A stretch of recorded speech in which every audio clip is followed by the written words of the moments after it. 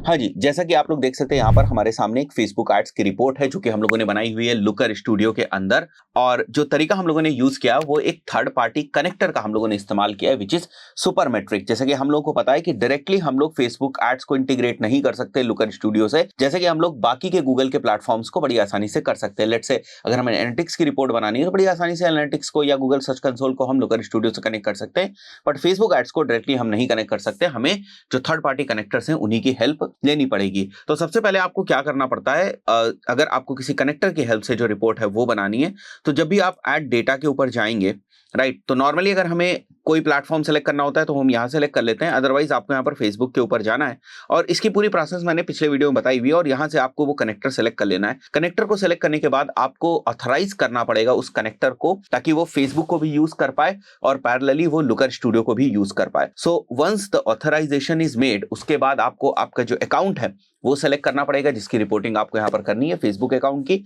और वो अगर आप सिलेक्ट कर लेंगे तो आप देखेंगे यहाँ पर आपको इस टाइप से सारे जो आपकी डिमेंशंस होती हैं, मैट्रिसेस होती हैं, वो सारी चीजें आपको यहाँ पर दिखाई देंगी। फाइन। सो आपको प्रॉपर्टीज भी दिखाई देंगी यहाँ पर। जैसे मैं इसके ऊपर क्लिक करता हूँ, अगर मैं किसी एक विजुअलाइजेशन को सेलेक्ट करूँ तो उससे रिलेटेड जो प्रॉपर्टीज हैं वो भी हमें दिखाई देती है और डेटा भी हमें दिखाई देती है, राइट। तो यहाँ पर जो आप रिपोर्ट देख रहे हो इसमें बहुत सारे हम लोगों ने ऐसे एलिमेंट्स का इस्तेमाल किया है जो केवल ब्यूटिफिकेशन के पॉइंट ऑफ व्यू से, जैसे यहाँ पर जो लोगो है, ठीक है, ये कोई डेटा को नहीं रिप्रेजेंट कर रहा है।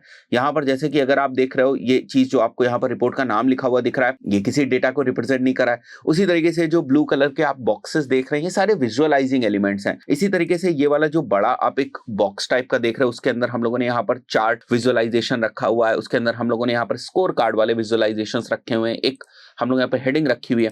तो ये जो आप देख रहे हो ये केवल ब्यूटिफिकेशन के पॉइंट ऑफ व्यू से है, राइट। सो मैं आपको यहाँ पर बता देता हूँ क्या क्या चीजें हम लोगों ने इस रिपोर्ट के अंदर दिखाने की कोशिश करेंगे।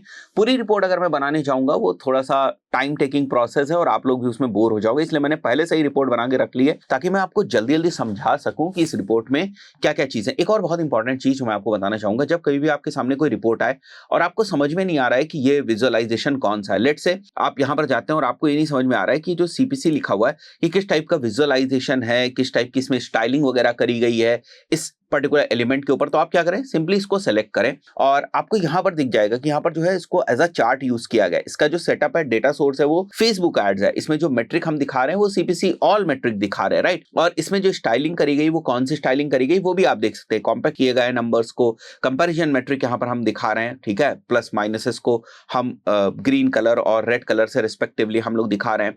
हमने कंपैरिजन के लेवल को हाइड कर रखा है, अगर आप ऑन रखेंगे तो यहाँ पर फ्रॉम प्रीवियस पीरियड दिखाई देगा, राइट, किस तरीके से आपको दिखानी है। सो किसी भी विजुअलाइजिंग एलिमेंट में डेटा कौन सी शो हो रही है एज वेल एज उसकी स्टाइलिंग किस तरीके से करी गई है, ये दोनों ही चीजें आप देख सकते हैं। तो कभी भी आपके सामने कोई रिपोर्ट आए और आपको कंफ्यूजन हो तो बड़ा ही सिंपल है, आप उसको सेलेक्ट करें। ये अगर आप देखें तो सिंपल सा यहाँ से हम लोगों ने एक शेप टाइप से लिया हुआ है, उसको यहाँ पर मेंशन किया गया है, दैट्स इट, राइट। तो यहाँ पर हमने एक हेडिंग डाल दी, कॉस्ट एंड इंप्रेशन, क्लिक्स की डाल दी और एक्शंस की डाल दी। एक्शंस इज बेसिकली कन्वर्जन्स, आप इसको कन्वर्जन्स भी यहाँ पर मेंशन कर सकते हैं। तो कॉस्ट एंड इंप्रेशन में अगर मैं आपको यहाँ पर दिखाऊं तो आप देखो डेटा फेसबुक एड सिलेक्टेड और अमाउंट स्पेंड को हम लोगों ने मेट्रिक ले ली।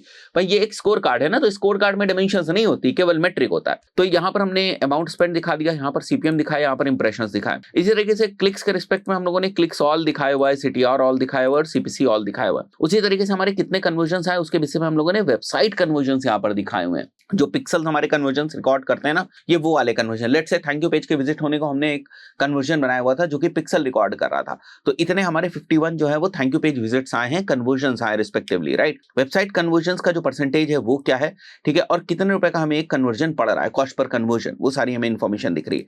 देन हमने यहाँ पर जो इन्फॉर्मेशन शो करी है वो आप यहाँ पर देख सकते हैं कि यहाँ पर हम लोगों ने डेट वाइज हम क्या दिखाने की कोशिश करें कि वेबसाइट कन्वर्जन हमारे कितने आए हैं और उसी दिन हमारा जो वेबसाइट कन्वर्जन रेट था वो क्या था। यहाँ पर हम क्लिक्स और सीटीआर को शो कर रहे हैं, यहाँ हम अमाउंट स्पेंड और सीपीएम को शो कर रहे हैं। इसी तरीके से अगर आपको ये आइडेंटिफाई करना है कि किस स्पेसिफिक कैंपेन में कितना अमाउंट स्पेंड हुआ और कितने वेबसाइट कन्वर्जन्स आए और जो कॉस्ट पर कन्वर्जन थी वो कितनी थी, तो केवल ये वाला जो हमारा कैंपेन है ये वेबसाइट कन्वर्जन्स को कर रहा है। एक और दूसरा कैंपेन हम इस टाइम पीरियड के बीच में चला रहे थे जिसमें हम लोगों ने जो ऑप्टिमाइजेशन रखा था वो लैंडिंग पेज व्यूज रखा था, इसीलिए यहाँ पर अगर आप देखेंगे तो आपको लैंडिंग पेज व्यूज दिख रहे हैं कि इतने हमारे लैंडिंग पेज व्यूज आए हैं और इतने जो है यहाँ पर लैंडिंग पेज व्यूज हमारे इतने आए, बट वेबसाइट कन्वर्जन्स जो हैं वो हमारे इतने हुए, राइट। सो इस पर्टिकुलर वाले कैंपेन में अगर आप देखें तो आपको वेबसाइट कन्वर्जन नहीं दिख रहे, क्योंकि ये वाला जो कैंपेन है ना वो वेबसाइट कन्वर्जन्स के लिए ऑप्टिमाइज ही नहीं था, इसलिए आपको यहाँ पर नहीं दिख रहा है। This was optimised for landing page views, इसलिए हमें यहाँ पर दिख रहा है। तो आप साथ ही साथ इस चीज को भी समझने की कोशिश करें कि आपने कौन सा कैंपेन सेलेक्ट कर रखा है और उसको किस तरीके से ऑप्टिमाइज कर रखा है। बाकी बहुत सारी मैट्रिसेस हैं यहाँ। देखिए इन सब चीजों में आपको थोड़ा सा टाइम बिताना पड़ेगा, वरना कुछ नहीं होने वाला है। एक एक मैट्रिक आपको समझनी पड़ेगी, कौन सी मैट्रिक हम यहाँ पर देख रहे हैं, किस तरीके से उसको रिप्रेजेंट करा सकते हैं। उसके बाद यहाँ पर अगर आप देखेंगे तो एक विजुअलाइजेशन के अंदर हम लोगों ने हमारे जो क्रिएटिव्स हैं वो एक साइड दिखाए हुए हैं हम लोगों ने। यहाँ पर अगर आप देखें डायमेंशन में हमारे पास क्रिएटिव्स हैं और उनकी रिपोर्टिंग हम मैट्रिक जो हम लोगों ने सेलेक्ट करी है वेबसाइट कन्वर्जन्स, उस रिगार्ड्स में हम लोग कर रहे हैं कि किस पर्टिकुलर क्रिएटिव से हमें कितने कन्वर्जन्स आए हुए हैं। तो वो रिपोर्ट आपको यहाँ पर दिखेगी कौन सी क्रिएटिव से हमें कितने कन्वर्जन्स आए हुए हैं। अगर आप यहाँ पर कैंपेन भी डाल दें तो एक और चीज जुड़ जाएगी, किस पर्टिकुलर कैंपेन से किस क्रिएटिव से कितने कन्वर्जन्स हमारे पास आए हैं, राइट। सो आई बिलीव अभी आपको समझ में आ रहा होगा कि फेसबुक की भी सिंप्लीफाइड रिपोर्ट्स आप बना सकते हैं। मैं फिर से कहूंगा, 3-4 वीडियोस में ये बात बोल चुका हूं कि अगर आप रिपोर्टिंग कर रहे हैं, चाहे वो क्लाइंट्स के लिए कर रहे हो, चाहे वो अपनी इंटरनल टीम के लिए कर रहे हो, रिपोर्टिंग की सक्सेस इस बात पे डिपेंड करती है कि आप डेटा को कितने सिंप्लीफाइड वे में जो है वो रिप्रेजेंट कर पा रहे हैं। अगर आपकी रिपोर्ट सिंप्लीफाइड है तो एक परफेक्ट आइडियल रिपोर्ट। दोस्तों आशा करता हूं वीडियो को समझ में आया होगा। इस पर्टिकुलर वीडियो में इतना ही, मिलता है नेक्स्ट वीडियो में। Till then good bye.